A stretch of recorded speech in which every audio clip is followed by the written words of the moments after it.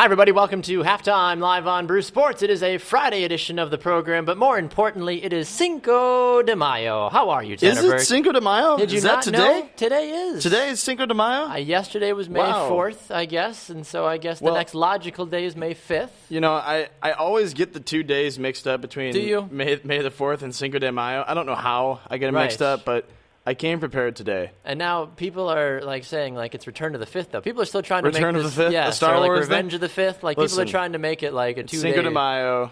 Yesterday was May the 4th be with you. Hey, man, the Star Wars galaxy is a big I just want to say, every time I said that after the show yesterday, it felt like I was saying it with a lisp. You just perpetually were lisping yesterday. I couldn't help it, man. You got to work on your lisp. All right, I did bring a surprise for you, though. You did? Yes, I like surprises. Prepared for May the 4th. Okay. Be with you and Cinco de Mayo. So yes, I prepared with a beautiful margarita, and I believe you are the Empire, so I will give you the Empire glass. I suppose I can be the Empire today. And I will be the Rebel. It's you usually are. My high school years. So Perfect. cheers, happy Cinco de Mayo happy Cinco de Mayo. Belated May the 4th be with you. Phenomenal. And everybody watching out there. So phenomenal. Well, today is absolutely a party.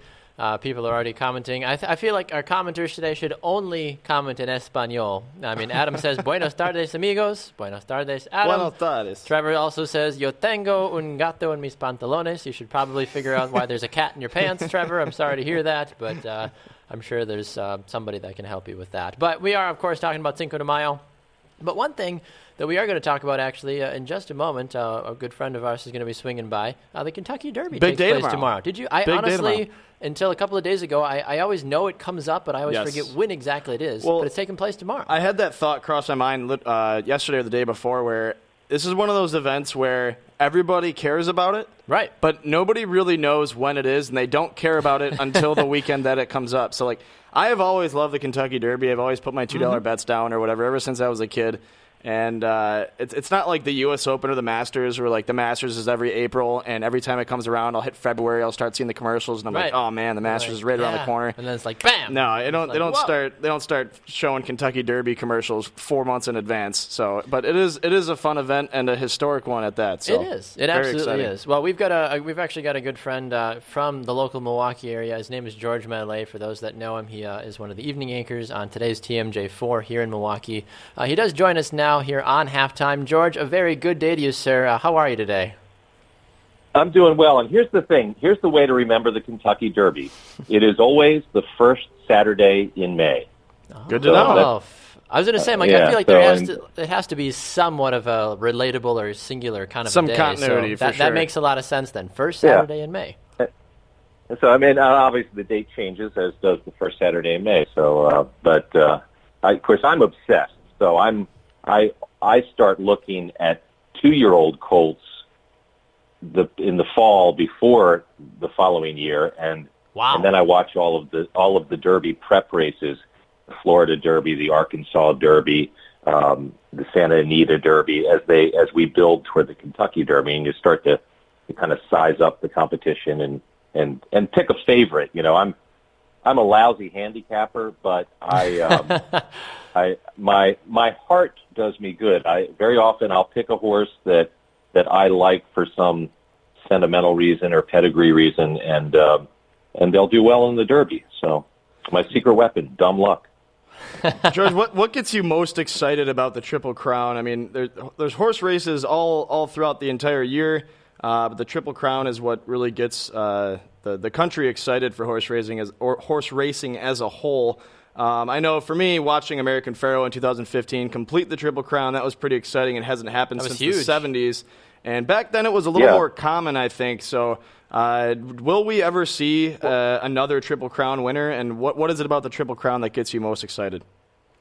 Well, the Triple Crown is such a test of stamina and resolve for everybody involved, because these horses, they're all 3 years old. They have 4 and 5 weeks off between races leading up to the Kentucky Derby. But once the Kentucky Derby hits, then bam, 2 weeks later they have to run the Preakness Stakes. And then bam, 3 weeks after the Preakness, they have to run the Belmont Stakes. And the thing is, new horses can come in. I mean, you win the Kentucky Derby, and then you come to the Preakness, and you might face the top runners that you saw 2 weeks earlier in the Derby, but you're going to face fresh horses, too. Horses that maybe are trained right there in Maryland that have just been gearing up for the shorter Preakness, and they're fresh and ready to take you on. So it's a significant achievement. And, yes, I do think it'll happen again. That was the big talk preceding American Pharoah. But I remember the 70s. I'm old enough to have been. I remember it had been a long, long time before Secretariat won in 1973. It had been Citation in the 40s. So everybody thought, will this ever happen again?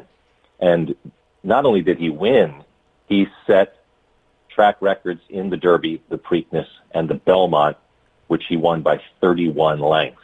Wow! And then we then we had Seattle Slew, and then finally we had Affirmed, all in the 70s, and we nearly had another one the next year with Spectacular Bid.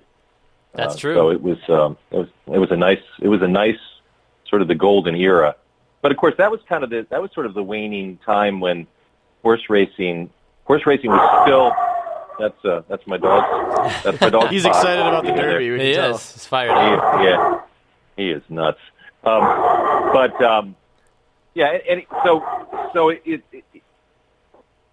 Anyway, it's a lot of fun, and I turn inside out this week every year. So, all right, rightfully so. Hey, I mean, rightfully so. I mean, this is one of those tournaments, and I was talking to people off the air before we went on, Tanner, too, about how I feel like the Kentucky Derby almost has that same level of prestige as the Masters do as well, too. I mean, not a lot has really changed about it. It's one of those. It's kind of a. It's like Wimbledon. It is. Almost, It's a funny thing to think about. It's like people pack a stadium and they watch horses run around and they drink mint junipers, and everybody loves it.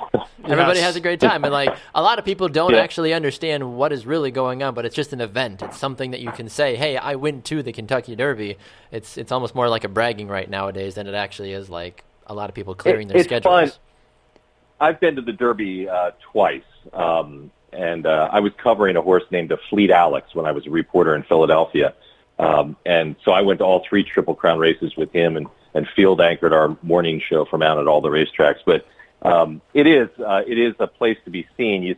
The celebrities that are at the Kentucky Derby, it's like being in Hollywood, and everybody's there to be seen, and not necessarily because they have a clue about anything that's happening on the track. I was about to say, exactly. And I always love the aerial shots too from the airports right by Louisville, and it's all the private planes just lining up in there. Oh yeah, a lot of money there for sure. Lots of money. So talk to us briefly, George, here before we let you run about the field this year. Looking at some of the top bets, you've got Classic Empire 4-1 favorite, Irish Warcry 6-1 favorite, among others. How do you see this field running this year, or this race rather? And who are you picking as your potential favorite? I'm picking Irish Warcry, and that again, I want to preface: don't bet money because of anything I say, because I am not a gifted handicapper. I know some people who can really handicap, but Irish Warcry, I'm partial to him because I covered his father. His father was Curlin, and Curlin won the Preakness Stakes and then ended up having just a great year, ended up winning the Breeders' Cup Classic as a 3-year-old, won the Breeders' Cup Classic a second time, went to Dubai and won the Dubai World Cup. At one point, he was the biggest money winner in the history of horse racing, and he's passed a lot of that specialness onto his son. But at Irish Warcry has one of the best trainers in Graham Motion. He is stabled a few miles from my mother's house. My mother lives in Delaware, and he's stabled in Fairhill, Maryland, which is the same place where Barbaro trained. And I've been looking at his workouts, and he did 6 furlongs, and a furlong is an eighth of a mile, in a $1:13 the other morning on that track, Fairhill.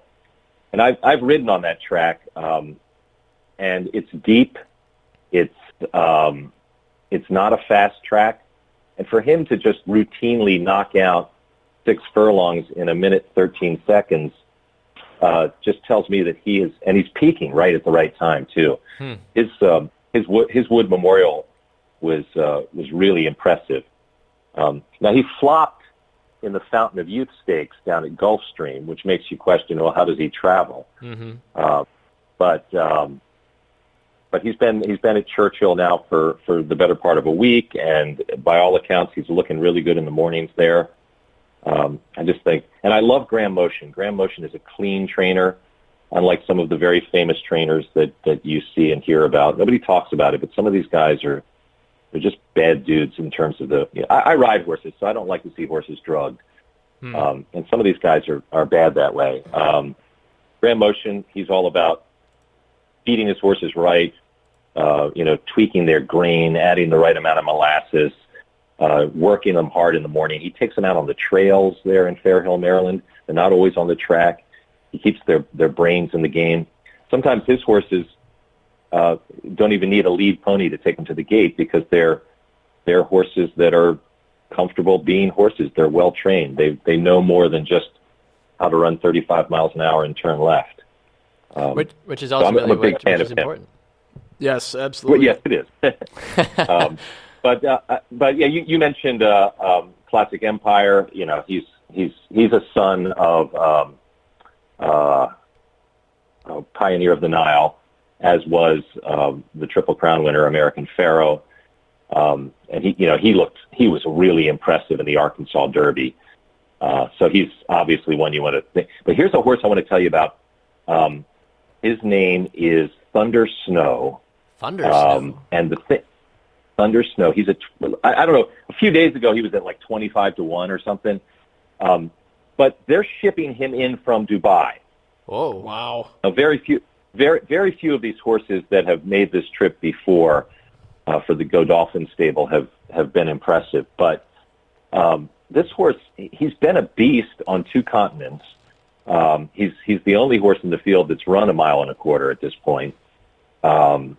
And it's so hard I can't read the past performances because they measure everything differently overseas. But just the fact that you're willing to put this horse on an airplane and fly him to the United States, when you travel, you're not coming here to just be in the field.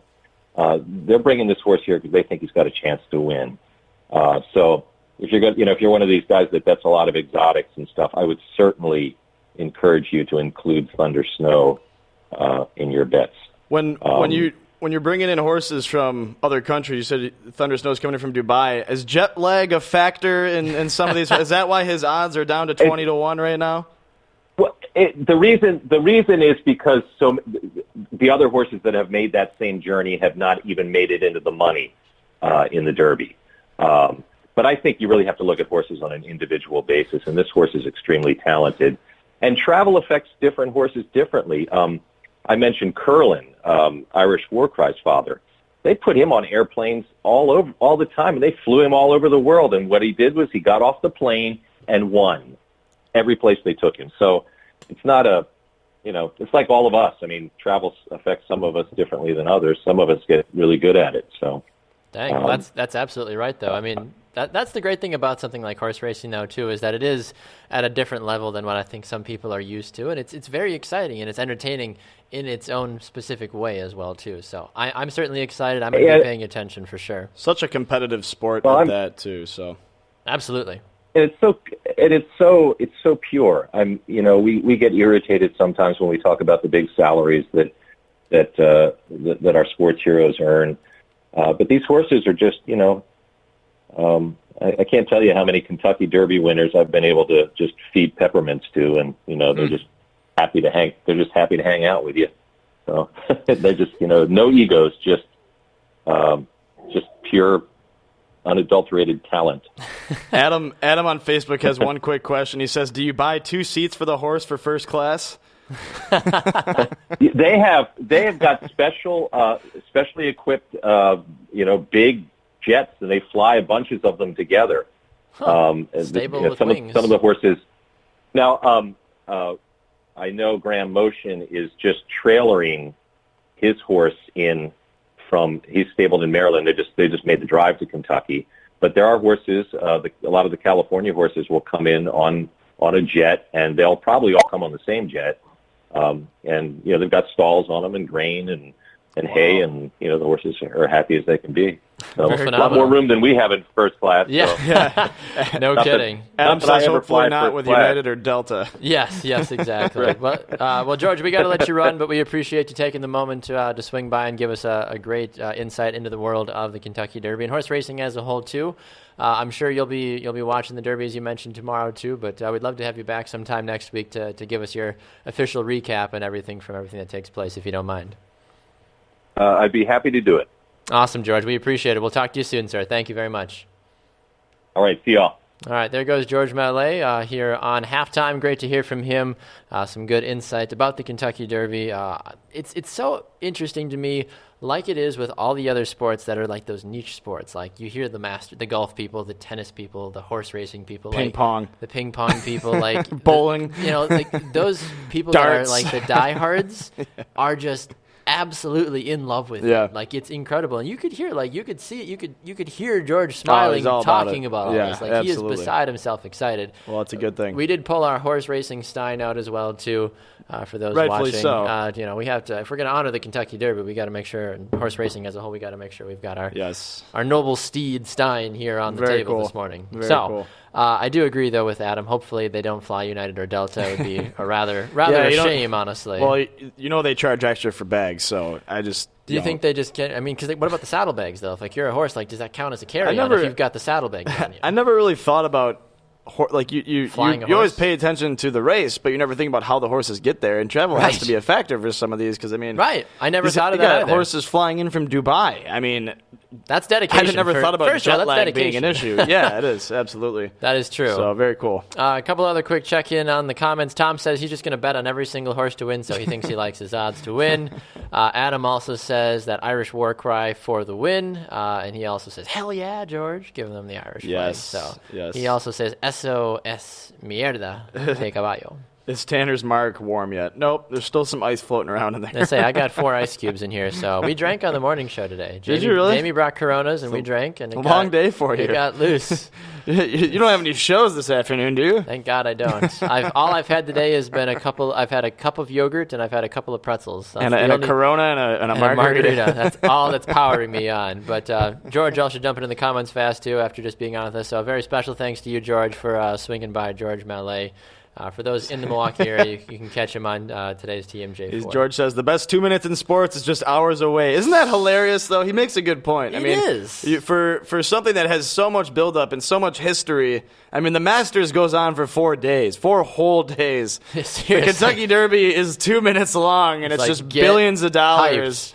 My gosh, I wonder. Just insane. I'm sure you're really good at finding the X amount of money gambled or I'll bet look it upon. up. I know you're really good at finding. What was the last one I did? Oh, the NCAA championship or the NCAA tournament. Right, and then was like $10.4 billion. And then you did college football, NFL football, and that was like $95 billion is going to be gambled. An absurd amount of money. There's no good reason that it should be that people should be gambling that much. I'll get on it. I'll put my intern on it. Please, yeah. Which are my 2 hands? This is intern left, intern right hand. That's right. Yes. Speaking of things taking place in the sports world, if you have been anywhere near a device that has Wi-Fi, you've probably heard by now that Jay Cutler has signed a broadcast deal to work for Fox. He's going to be taking the spot in the booth where John Lynch used to be. That's not a bad upgrade. You go from John Lynch, who is now the GM of the 49ers. It's not like... I remember when I worked in broadcasting and could all of a sudden just be... Was it Jim Nantz that Tony Romo replaced? Well, he didn't replace Jim Nantz. But he took his Phil spot. Simms. Or Phil Simms? Was it Phil Simms? Yep, so it was Jim Nantz and Phil Simms. Oh, now it's Jim Nantz and Tony Romo. Okay, and now it's going to be Kevin Burkhardt and Jay Cutler. Well, it's Jay Cutler replacing them. It's not necessarily on par with... Is it a step down or a step up? I think it would be same level I think John it's Lynch? like... John Lynch wasn't bad. I like John Lynch. If Jay Cutler does okay, I think they'll be at par. But Tony Romo has some big shoes to fill, I think, in Phil Tony Simms, Romo's got intended. way more. He really does. Like Tony Romo's got more pressure on him than John Lynch because John Lynch was number one, a phenomenal player. Yeah. Phenomenal. Broadcaster, he's decent. Jay Cutler also didn't have the expectations to retire, let alone become a broadcaster. We talked about him retiring, but we weren't really sure. We thought... if I had to put my money on it between him, Johnny Manziel, and Jake or Colin Kaepernick, I would have put my money on Jay coming back. Right. I thought Jay was going to get a job first more than anybody. So he said he was still looking, but I mean he's not officially signing the retirement papers. Right, he's going to keep his options open. And we asked this question on our Brew Sports Facebook page today too, and we'll ask it now on the air of who do you think is going to unretire first, Tony Romo or Jay Cutler? It's interesting because we talked about it yesterday on the show about how Jay's kind of following Tony Romo's footsteps now. He's hanging out, smoking cigars in the Caribbean. And he's not playing golf. No, he's not playing golf. I don't think Jay could play golf either. But but he's following Tony's footsteps in the sense where he's like, oh, you know what? Retirement sounds pretty fun. I'm already loaded. Right. I can go make a ton more money working for some broadcast association. So moving over to Fox. I don't know who called who, but Jay Cutler officially going to Fox, and he was wise to not sign his retirement papers, much like Tony Romo, because it leaves the door open for them to come back at some point. So David makes a very valid point. He says, when Jay Cutler throws it down to the on-field reporter, will he be picked off by a commercial break? Oh, my God. Come on. Only if it's airing in Green Bay. Oh, that's amazing. That is absolutely amazing. Oh, my gosh. Wait, who said that? David. Producer David. David, 50 points to you, my friend. Yes. Bringing the points back. Cheers to Cheers David. to David. Cheers to David. Beautiful. Oh, my gosh. Just ridiculous. But you're not wrong, though. I mean, what else do you make of this, though? Jay Cutler, is this going to continue to be a trend? Is Colin Kaepernick going to get a broadcasting job next? I hope not. No, he won't. Is this like what is kind of expected, though, from decent quarterbacks? If Matt Ryan never wins a Super Bowl, is he going to then become a broadcaster? I want Drew Brees in the booth. As soon as Drew Brees retires, I don't know why Peyton Manning is not in the booth. As soon as Aaron Rodgers retires, I want those guys in the booth immediately because they're super smart and they're funny and they're knowledgeable and they're going to give the game to you how you're going to want to have it. Yeah, it's I don't know. I mean, to watch Tony Romo now and Jay Cutler comment on sports, we don't know what we're going to get from either of them, so it's going to be fun to just kind of... My favorite thing in all of this, though, is the people that are saying, how in the world is this going to happen? I'm like, would you rather have Jay Cutler or Troy Aikman? Oh, God. And Joe Buck. And Joe Buck. I mean, I will take Kevin Burkhardt and Jay Cutler over Tony Romo and Joe Buck. I don't know if I've ever heard Jay Cutler speak.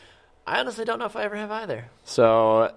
I've heard Tony Romo speak. I can try to find a clip of Jay Cutler's never been in any was it Geico commercials? Or what were those commercials? This is Tony Romo. Oh, DirecTV. Those are freaking hilarious. They're amazing. Absolutely amazing. Arts and crafts, Tony Romo. Yeah. This is so funny. This is so great. Jay Cutler interview. Just give me something. Okay. There's also a bodybuilder named Jay Cutler. Let's see. This is Jay Cutler. Should have signed him. Jay Cutler 4 years ago. Jay Cutler, John Elway, Jay Cutler after interviews beat the Chicago Bears. Let's see if I can, once everything's done loading, I'll see if I can find some audio here. But yeah, I couldn't find the Fox. numbers on the Kentucky Derby. So No? if anybody out there can find it, I got Jay Cutler's voice. Let's check him out here. Whoops. Oh, that's John Fox. That's not Jay. He looks so casual.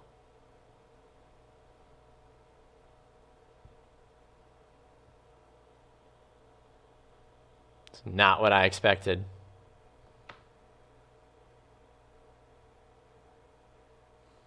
He does not sound like he cares at all. Does he have the personality to be a broadcaster? I don't know, man. Not. Listening to that, it sounds, I mean, his enunciation just, I don't know if he's got it. I don't think so. Yeah. So, okay, here's a question. With Tony Romo and Jay Cutler both pursuing broadcasting careers now, trying to play in the U.S. Open. Well, no, I'm saying at least Tony Romo is, funny. Yeah, so that's what I'm saying. With the both of them now, let's see, what they can do, not just in broadcasting, but let's see how long they last before they get canned. They're phenomenal.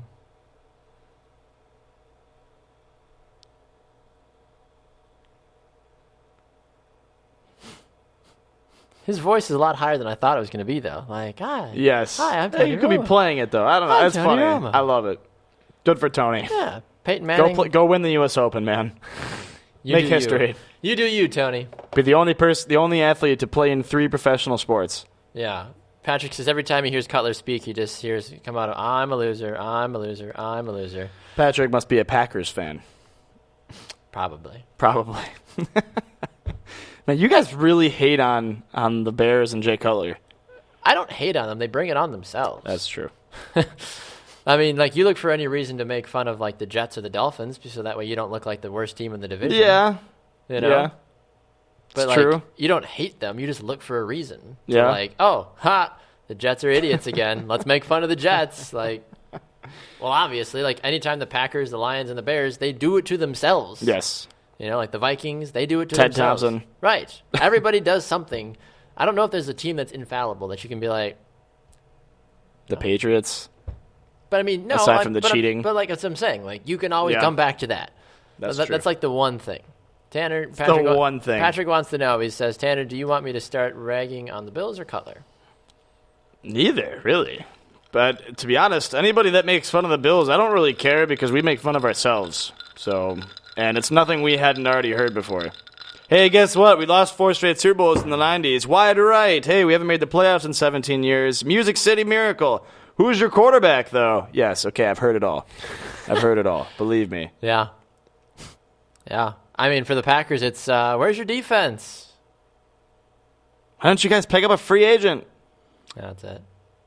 Why don't you guys win a Super Bowl? Where's your 3rd Hall of Fame quarterback in a row? I don't know. We haven't gotten there yet. Give it time. That's all I would say. Like, I mean, seriously though, Jeff, Bears still suck. Obviously, David says kind of hard to hate the Bears when they keep making silly mistakes. It's actually kind of endearing. Sound it out. Endearing. It's so We have a cute. Maybe fourth they'll with have a you. real football team sometime. Well, I hate on the Bills. They're America's team. Said Adam. America's team. America's team, just like the Dalai Lama with the America's team. It's a big hitter, the llama. Big hit of the llama. That's all I could hear in my head last night, by the way. I kept going around the house and was like, big hit of the llama.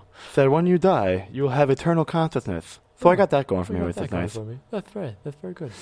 Jay Cutler was on an episode of The League. Of course he was. Well, so was Ryan Fitzpatrick. So was Marshawn Lynch. Well, that's why they're all terrible. one. The Marshawn Lynch one, however, was hilarious. Right. Did you see that one? No, I don't watch The It was League. this. I have a real life. It was the season after Seattle lost the Super Bowl. Ah. So they're all laying on a beach, and like Marshawn's right there, and like someone's calling for a beer, and it's one of the guys in Marshawn, and he goes, "Hey Marshawn, hand it over to me. I'll just throw it over to him." And he goes, "No, I think I'm just gonna run it over to him." He's like, "No, let me just give it to me. I'll throw it to him. What's the worst that could happen?" He goes, "No, really. Like I'll just run it over to him. It's easy. It's safe. We'll just make sure it gets there." So it was funny that they played off that. Clearly, Marshawn was a little upset about how that Super Bowl ended. That's phenomenal. Adam thinks I'm hammered, by the way. He says, somebody get that kid some water. How am I hammered? I'm very conscious. What classifies me as being hammered? I know that's Tanner. Yeah. Yes. I mean, I know what buttons to press.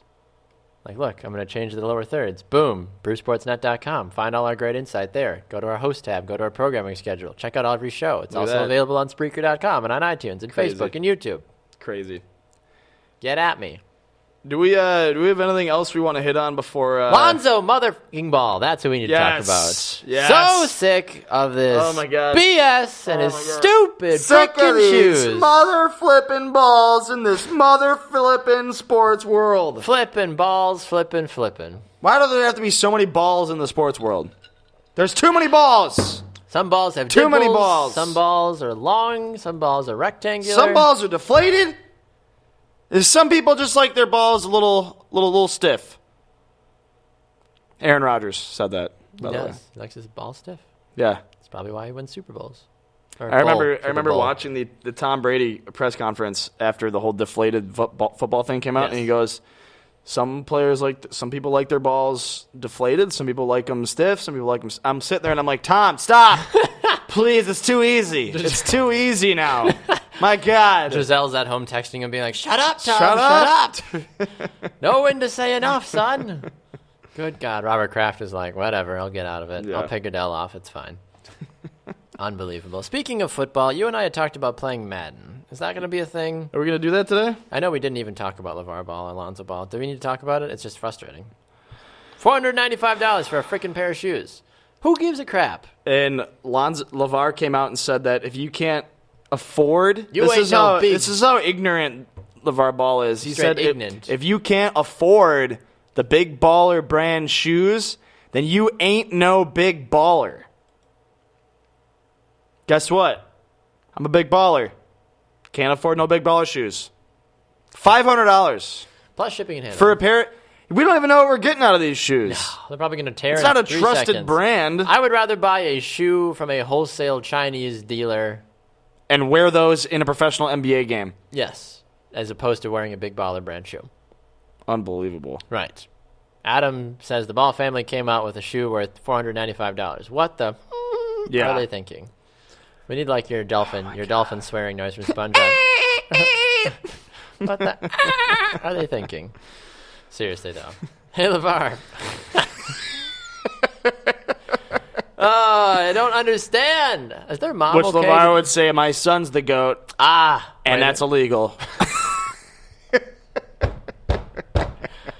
It's getting a little hot in here, folks. Trevor says Lonzo's shoes look like they're from Walmart. They do look like they're from Walmart, which is why I'm not paying $500 for them. If I want to go to Walmart and get screwed, He's probably making $495 off of each pair of shoes that they sell. And you know what's terrible? Yeah. People are going to buy them. People will buy them. Yeah. This is off the back of Nike, Adidas, and Under Armour saying, nah, not worth it. The only way I would ever buy a pair is if they were $15 and I had LeVar Ball's signature on it, and I would frame it, put it in my man cave, and laugh at it every time I looked at it. I'd probably sell the other one. Just keep one shoe. I'd put it right next to Tom Brady's jockstrap. There it is. Tom's jockstrap. Tom's jockstrap. My God. Tom Brady.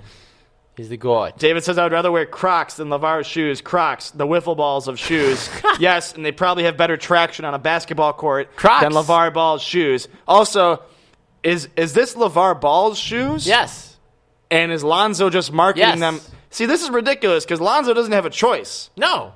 He probably signed a contract with his dad. We should start a crowdfunding campaign to rescue Lonzo. Let's do it. We'll make T-shirts. Hashtag Save Lonzo. Hashtag Save Lonzo. We're going to go viral with this. Yes. Hashtag Save Lonzo. I'm telling you right now. Get it trending, folks. Hashtag Save Lonzo. Put it in the comments section.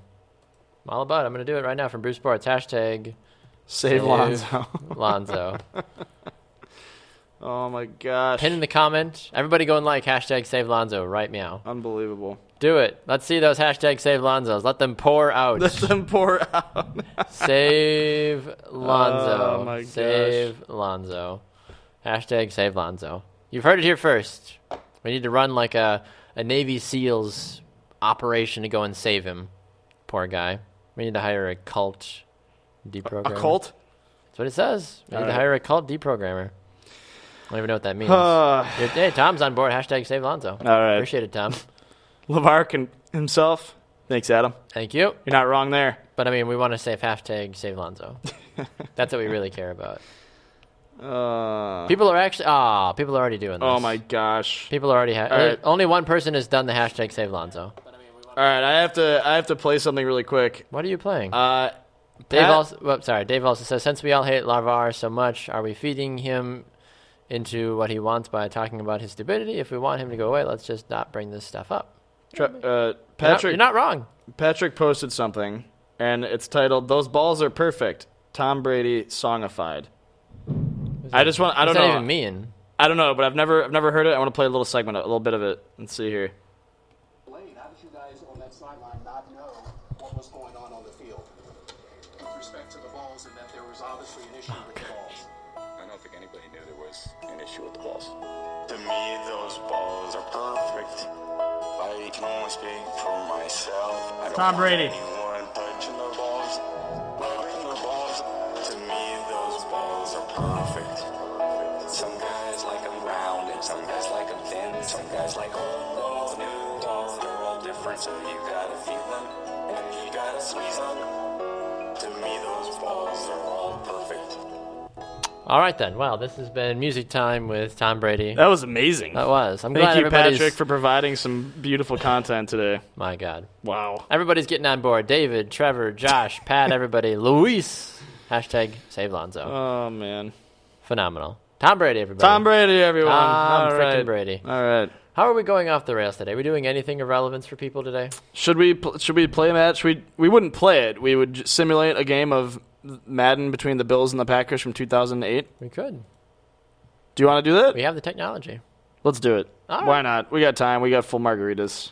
Might as well. Ah. Yeah, Ah.